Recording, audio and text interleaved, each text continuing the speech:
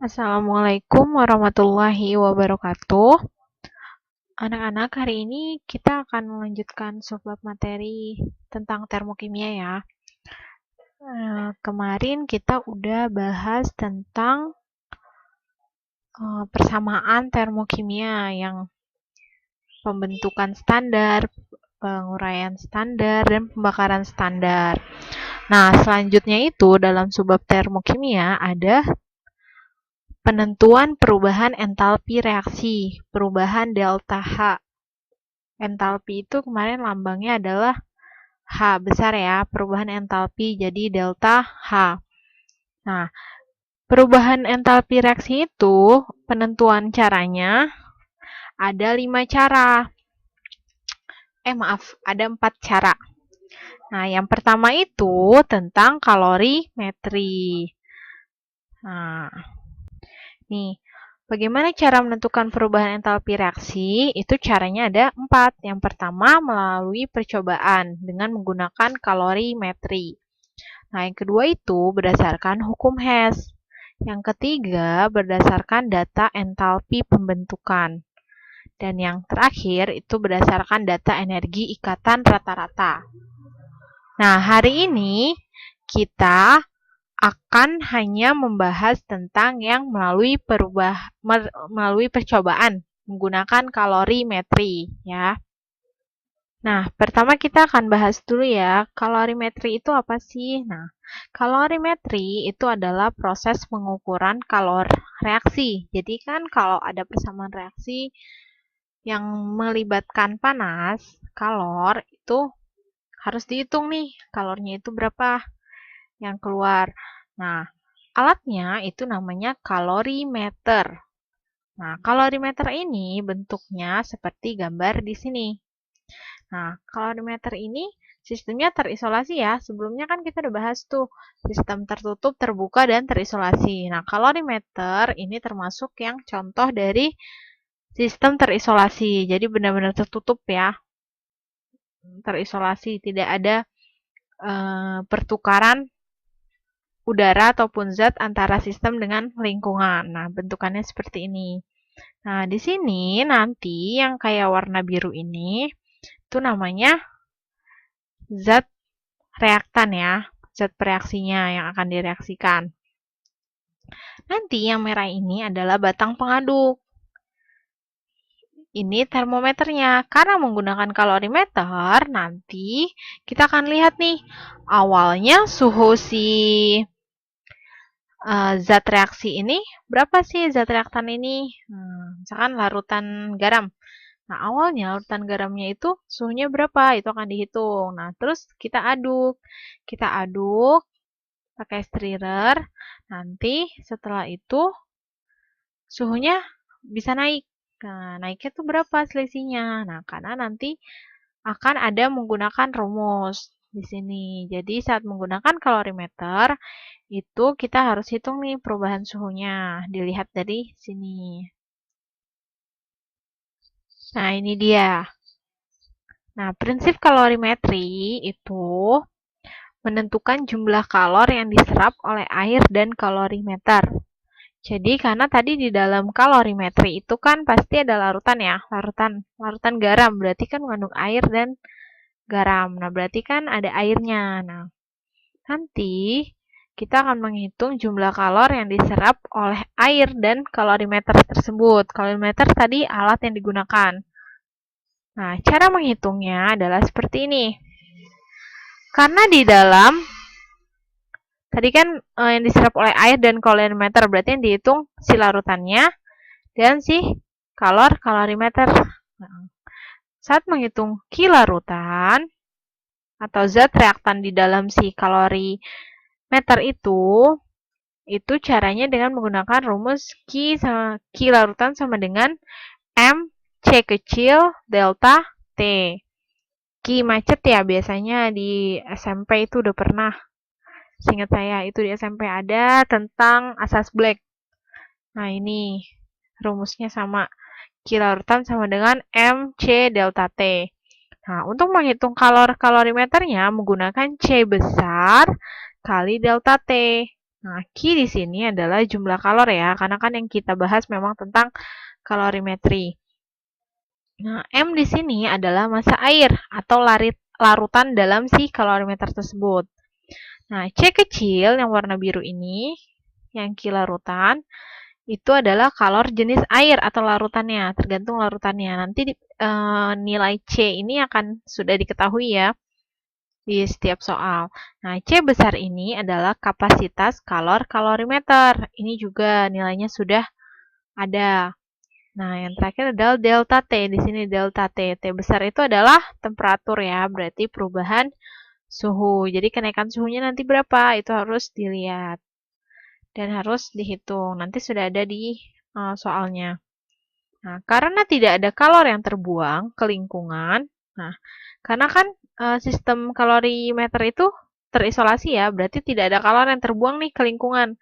Maka kalau reaksinya adalah kalor yang diserap oleh larutan dan kalorimeter. Tetapi tandanya berbeda, berarti kan mereka dijumlah dong antara kalor si larutan dengan si kalorimeter. Sehingga rumus, misalkan ditanya nih kalau reaksi, berarti Q reaksi sama dengan min dalam kurung Q larutan plus Q kalorimeter. Jadi Q reaksi dengan Q larutan dan Q kalorimeter itu dia tandanya berbeda. Nah, ini Q larutan dan Q kalorimeternya dijumlah ya. Nah, tapi yang ditanya itu apa biasanya di soal? Delta H-nya kan, bukan kalornya. Nah, kalau yang tanya delta H-nya, perubahan entalpi, itu rumusnya adalah delta H sama dengan Q reaksi per mol. Gitu. Jadi harus ada per molnya. Nanti kita bisa lihat langsung di contoh soalnya ya. Nah, ini dia contoh soalnya. Sebanyak 8 gram kristal LiOH, MR-nya langsung dikasih tahu ya, 24, ditambahkan ke dalam kalorimeter yang berisi 120 gram air. Setelah kristal LiOH itu larut, ternyata suhu kalorimeter beserta isinya naik dari 24 derajat Celcius menjadi 35 derajat Celcius. Tentukan entalpi pelarutan LiOH dalam air. Dan tuliskan persamaan termokimianya. Jadi yang ditanya apa? Pelarutan ya. Entalpi pelarutan LiOH dalam air. Sedangkan ini baru si kristal LiOH-nya aja. Nah, diketahui kalor jenis larutan, ini berarti apa? Kalor jenis larutan, ini C kecilnya, 4,2 Joule per gram Celcius. Dan kapasitas kalorimeter, ini berarti C besar, 11,7 Joule per Celsius, derajat Celcius. Nah, pertama kita tulis dulu nih yang diketahuinya. Kalian boleh sambil catat di buku catatan ya, nanti dirapihkan. Nah, ini sebanyak 8 gram.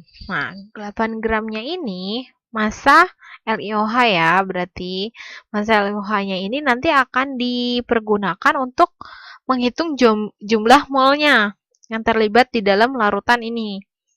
Nah, di sini ada massa air. Massa air nanti yang akan dihitung untuk Q larutan ya, karena tadi Q larutan itu si M-nya adalah massa air atau larutan. Nah, jadi nanti ini akan digunakan untuk menghitung Q larutannya, masanya. Nah, terus delta T-nya adalah dari 35 derajat dikurang 24 derajat ya. Nah, berarti 35 dikurang 24 adalah hasilnya 11 derajat. Nah, terus apa lagi nih yang diketahui? Diketahuinya lagi C kecil tadi dan ini C besar. Nah, ya sudah, karena udah ada semua, tinggal kita hitung. Nah, cara menghitungnya seperti ini ya. Berarti pertama, karena yang ditanya delta H, tadi rumusnya delta H adalah Q reaksi per mol, berarti kita butuh Q reaksi dan molnya.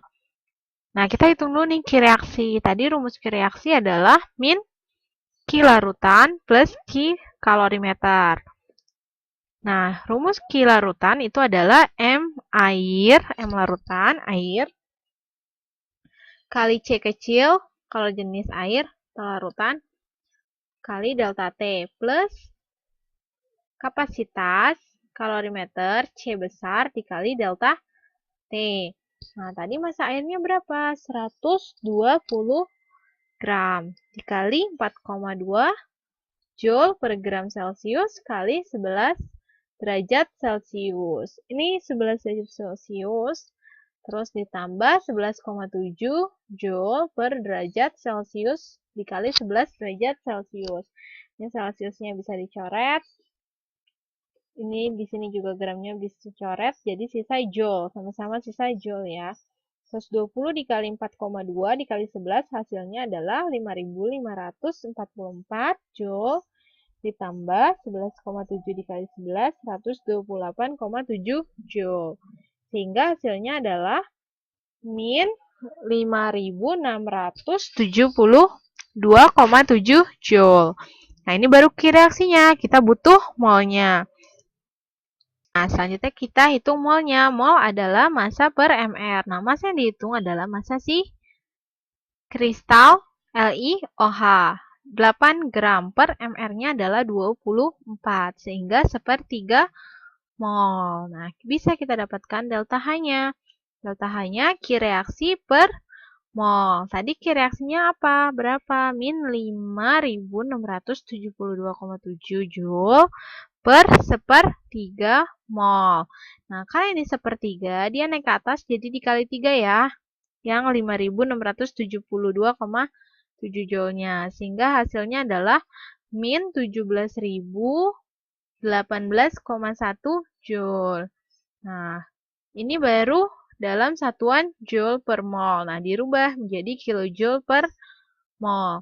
Sehingga dibagi 1000. Yang Joule ini dibagi 1000 sehingga menjadi min 17,0181 kilojoule per mol. Nah, sampai sini paham? Kalau belum paham nanti boleh ya langsung tanya di grup atau boleh japri juga.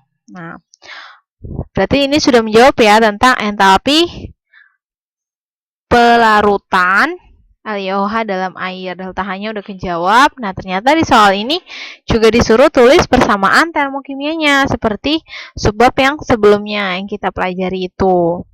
Nah, di sini kelihatan ya entalpi pelarutan. Berarti kan si LiOH-nya dilarutkan dalam air kan. Nah, pelarutan berarti awalnya dari menjadi solid, ini cluenya kristal, berarti solid, padatan, menjadi larutan, aqueous. Nah, berarti caranya apa?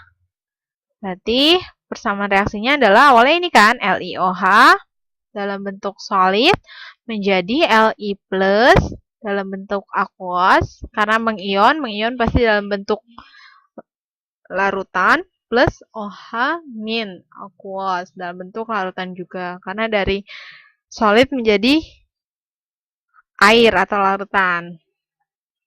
Nah, delta H-nya berapa? Tinggal kita hitung yang tadi. Delta H-nya kita tulis min 17,0181